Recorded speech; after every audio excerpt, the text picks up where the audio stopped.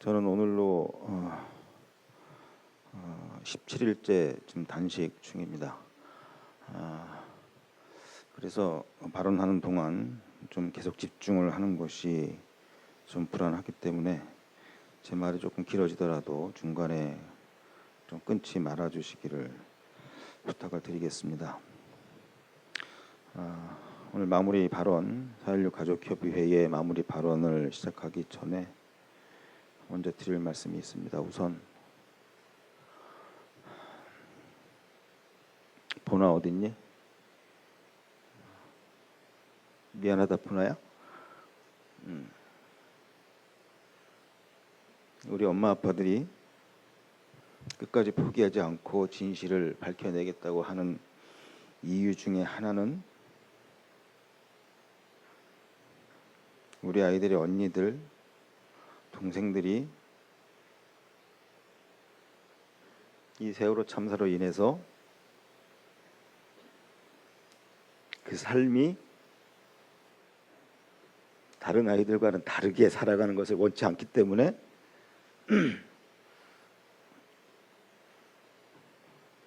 형제를 잃고 남겨진 이 아이들이 진실을 밝혀달라고 거리에 나오는 일이 없도록 하기 위해서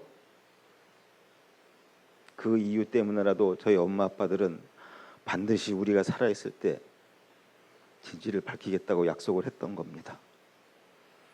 그런데 엄마 아빠가 모자라고 부족해서 어떨 때는 바보 같아서 이 아이들을 또 이렇게 나오게 만들었고 이 아이들이 직접 눈물 흘리며 호소를 하게 만들었습니다. 그래서 보나에게 미안하고 우리 남아있는 아이들에게 너무나 미안합니다. 그렇지만 보나가 특별히 부탁한 대로 절대로 포기하지 않을게. 무슨 일이 있어도 엄마 아빠들 죽기 전에 반드시 다 밝혀놓고 갈 테니까 너무 엄마 아빠들 걱정 많이 안 해도 돼. 다 이겨낼 수 있어. 할 수 있어.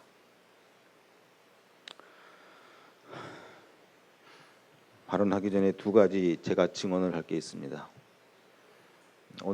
어제 오늘 진행된 청문회를 들으면서 꼭 이것만큼은 내가 증언을 해야 되겠다는 것이 있어서 많이 있지만 딱 두 가지만 먼저 말씀을 드리겠습니다. 에어포켓 이야기 많이 나왔습니다. 화면에 대통령이 단상에서 이렇게 얘기하더군요. 가족 여러분들이 배에 공기를 넣어달라고 요구하셨다고 해서 그걸 바란다고 하셔서 왜 공기 주지 못하냐고 물었다고. 그래서 공기 주입을 하는 거라고.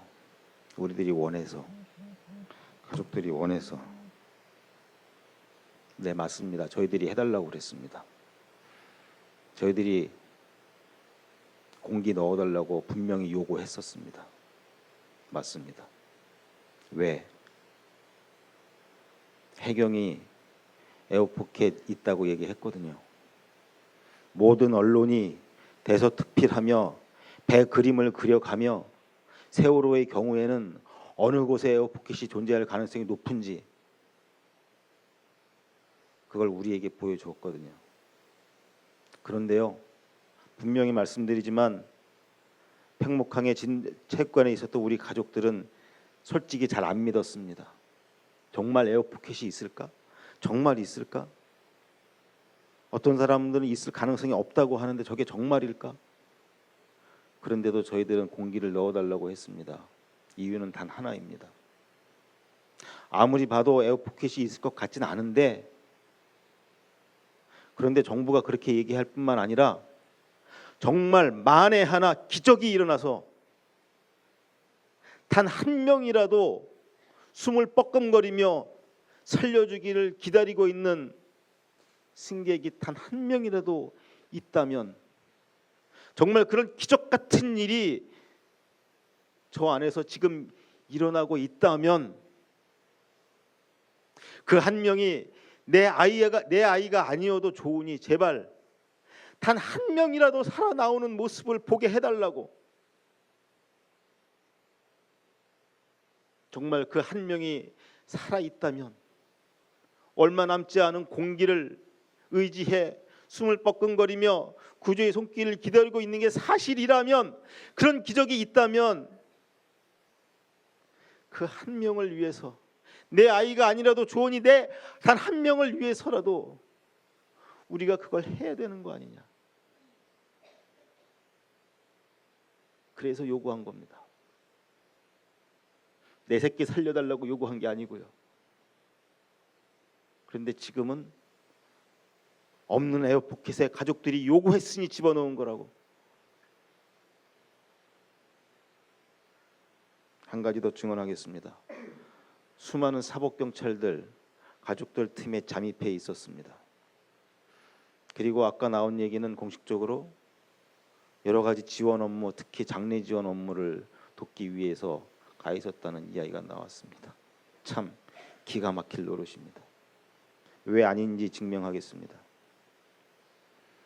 4월 20일 일요일, 그날부터 본격적으로 희생자들이 수습되기 시작을 했습니다. 4월 20일입니다. 만 나흘하고도 몇 시간이 더 지난 4월 20일 오후부터 희생자들이 수습되기 시작을 했습니다. 그런데 수습된 시신을 확인할 방법이 없어서 팽목항 부두로 올라오면 여자아이 올라왔다. 그러면 딸 자식 가진 부모들은 죄다 그 시신으로 몰려갔습니다. 그리고 덮여있는 그 천을 벗겨내고 내 자식인지 아닌지를 일일이 만져보고 떠들어가면서 그 수많은 사람들이 그 시신에 손을 댈 수밖에 없었습니다. 팽목항은 그나마 올라오자마자 그렇게 했죠. 체육관은 어떻게 해야 합니까? 체육관에도 수많은 가족들이 있는데 팽목항에 누군가 올라왔다는데 가볼 수도 없고 확인할 길도 없고, 오직 한 가지 방법은 그 시신을 들고 체육관으로 가는 겁니다. 그리고 체육관 한복판에 시신을 내려놓고 또다시 수많은 사람들이 떠들어보고 만져보고, 그리고 가족을 확인해야만 하는 그런 상황이었습니다. 정부에 요구했습니다. 왜 이렇게 하냐고. 아무리 죽었지만 이렇게 하는 거 아니지 않냐고.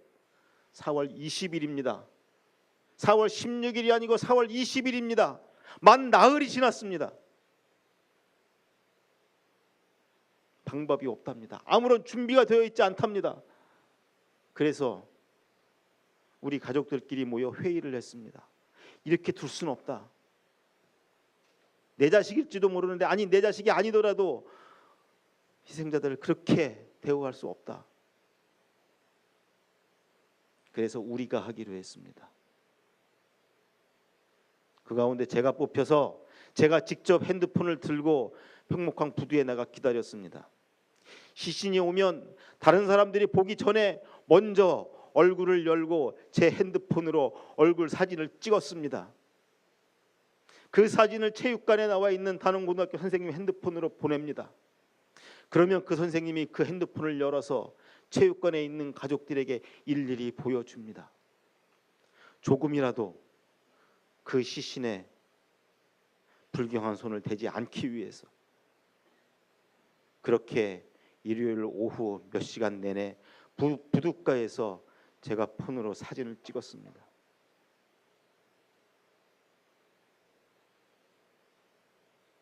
그렇게 수없이 나와 있던 경찰들 가운데 그 과정에 어느 누구 하나 개입한 사람 없습니다. 저는 이런 공개적인 자리에서 이 얘기 처음 합니다만, 지금도 저에게는 그때 그 경험이 저를 짓누르고 있습니다. 제 폰에 남아있는 그 9분의 사진, 바로 지우고 싶었는데 그 사진 지우는 것 또 한 그분을 혹시 죽이는 건 아닐까 두려워서 지금도 지우지 못하고 어디에 따로 저장해 놓지도 못하고 그냥 폰에 가지고 있습니다.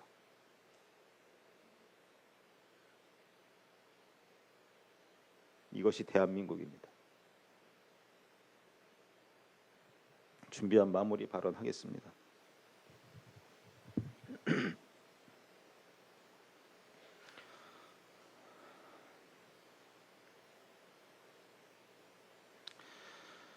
오늘까지 세 차례 청문회를 통해서 왜 특별법과 특조위가 필요한지를 충분히 입증했습니다. 다행히 국회에서는 야당을 중심으로 특조위 조사 활동을 보장하고 진상규명을 하기 위한 의지를 구체적으로 모아나가기 시작했습니다. 그러나 분명히 시간이 더 걸릴 것입니다. 따라서 특조위는 9월 말 이후 정부 여당이 어떠한 조치를 하건 방해를 하건 개의치 말고 버텨야 하고 존재해야 합니다. 그래서 반드시 구조를 위한 어떠한 시도도 어떠한 조치도 하지 않고 304명을 수장시킨 정부의 책임을 묻는 것은 물론 법원이 판시한 대로 선체 인양 후 정밀 조사를 통해 침몰의 직접적 원인을 밝혀내야만 합니다. 특조위는 자신들에게 주어진 임무를 완수할 때까지 절대로 포기해서는 안 됩니다.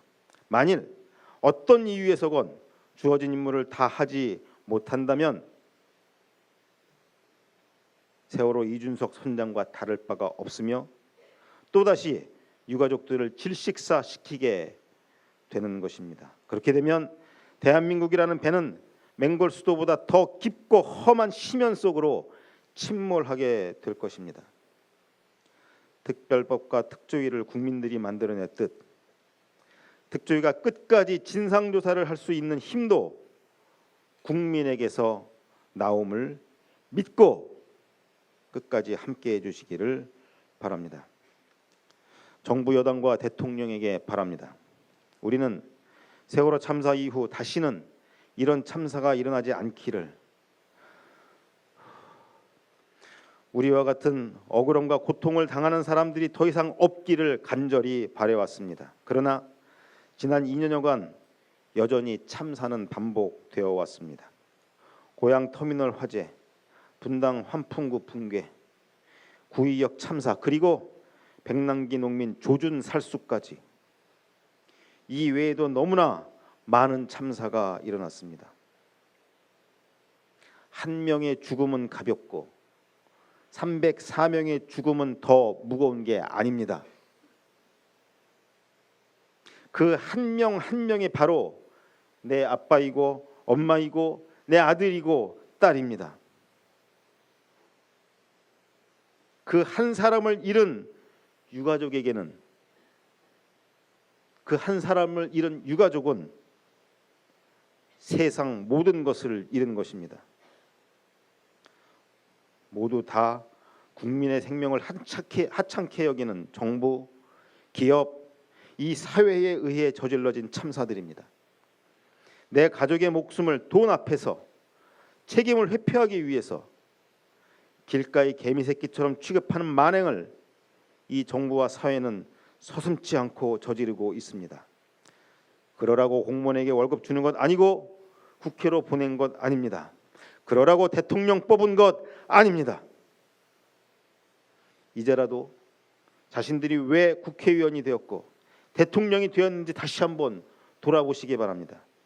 그리고 자신이 정말 대한민국의 국회의원이고 장관이고 대통령이라고 생각한다면, 아니 그렇게 되고 싶다는 마음이 조금이라도 있다면 세월호 참사의 진실을 밝히고 이를 토대로 정말 안전한 나라, 내 자녀 내 가족과 행복하게 살 수 있다고 믿을 수 있는 그런 나라를 만들기 위해 앞장을 서야 합니다. 특조위가 세월호 선체 조사까지 모두 마칠 수 있도록 적극 협조하고 지원해야 합니다. 특조위의 독립성을 침해하지 말아야 합니다. 철저한 진상조사를 통해 마련한 지속적이고 근본적인 대책을 적극 수용해서 실현해야만 합니다. 그런데 국회의원이, 장관이, 대통령이 그런데 이렇게 못하겠으면, 아니 이렇게 하기 싫으면 그냥 아무것도 하지 마십시오. 제발 방해만 하지 마십시오. 어떠한 도움도 지원도 필요 없습니다. 그냥 우리가 할 테니 제발 방해만이라도 하지 마십시오. 정말 간곡히 부탁합니다. 특별히 국회에게 바랍니다. 국회는 자신들이 만든 특별법과 특조위가 정부의 위법적, 불법적, 조직적 방해로 인해 제 역할을 하지 못하는 상황임에도 불구하고 그로 인해 세월호 참사 진상규명이 원천적으로 봉쇄당할 처지에 이르렀음에도 불구하고 국회는 어떠한 역할도 하지 못하고 있습니다. 심지어는 국회의 입법권을 정부 시행령부터 시작해 갖가지 음모와 도발을 일삼으면서 심지어 범법 행위를 자행하면서까지 침해하고 있음에도 불구하고 아무 소리 못하고 여당 눈치, 청와대 눈치만 보고 있습니다. 국회가, 특히 야당이 세월호 참사 피해자들을 대변하지 못한다면, 세월호 참사의 진실을 알고 싶어하는 대다수 국민들의 바람을 실현하지 못한다면 구조를 하지 않음으로써 304명을 수장시킨 주범, 그 정부에 이어서 적극적인 공범으로 영원히 낙인 찍히게 될 것입니다. 세월호 참사를 극복하고 안전한 사회를 만들기 위한 첩경은 바로 유가족들, 피해자들의 입장에 서서 이들의 바람을 최우선적으로 실현하는 것입니다. 피해자들의 입장에 서서 피해자들의 바람을 꼼꼼히 하나하나 실현해 나가는 것만이 가장 빠르고 가장 확실하게 이 사회를 다시는 이런 참사가 일어나지 않는, 모두가 바라는 안전하고 행복한 세상을 만드는 길입니다. 이는 우리가 소위 선진국이라고 부르는 사회에서는 이미 상식입니다. 아니, 대한민국 모든 국민들도 그렇게 생각하고 있습니다. 오직 정부 여당을 중심으로 한 소위 높은 분들만 부정하고 있습니다. 그리고 정부에 의해 통제당하거나 알아서 기는 주요 방송사와 언론만 부정하고 있습니다.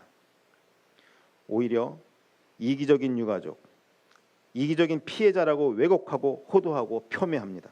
심지어는 돈 더 받으려고 저런다는, 자식 키우고 부모님 모시는 사람의 입장이라면 상상도 할 수 없는 망발을 의도적으로 유포하기까지 합니다. 세월호 참사의 희생자와 생존자 등 피해자와 피해자 가족들이 함께하는 저희 4.16 세월호 참사 가족협의회가 요구하는 것은 이것입니다. 독립적 국가조사기구를 통한 성역 없는 진상조사를 통해 참사의 진실과 책임을 규명하고 이를 기반으로 근본적이고 지속적인 대책을 현실화시킴으로써 다시는 이런 참사가 일어나지 않고 더 이상 억울한 유가족이 생기지 않는 사회를 만들자는 것, 이것입니다. 그래야만 하늘에 있는 내 자식, 내 가족에게 뭐라고 한마디라도 할 수 있고 그곳으로 따라갈 수 있는데, 이러한 피해자들의 바람을 감시하고 방해하고 범법자 취급하는 것은 또다시 참사를 유발하고 또다시 수많은 유가족을 만들어내는 결과를 가져올 뿐입니다. 마지막으로 지난 871일 동안 세월호 참사의 진실을 밝히기 위해 함께해 주신 국민 여러분들 덕분에 안전한 사회를 이루는 그날까지 871일만큼 가까워졌습니다. 정부 여당이 아무리 방해해도, 국회가 아무리 무력해도 진실이 밝혀지고 안전한 사회를 이루기를 간절히 바라며 함께하는 국민들이 있는 한, 그리고 우리 피해자들이 포기하지 않는 한 그날은 반드시 옵니다. 진실과 책임을 밝히고 안전한 사회를 이루는 바로 그날, 우리 모두 그날의 증인이 될 수 있기를 간절히 바랍니다. 그날까지 저희 4.16 세월호 참사 가족협의회의 모든 피해자들은 우리가 마지막 유가족, 막내 유가족이어야 한다는 마음으로 포기하지 않고 중심에 서 있겠습니다. 특별조사위원회도 그날까지 저희 곁에서 함께 항상 함께 해주시기를 간절히 바랍니다. 감사합니다.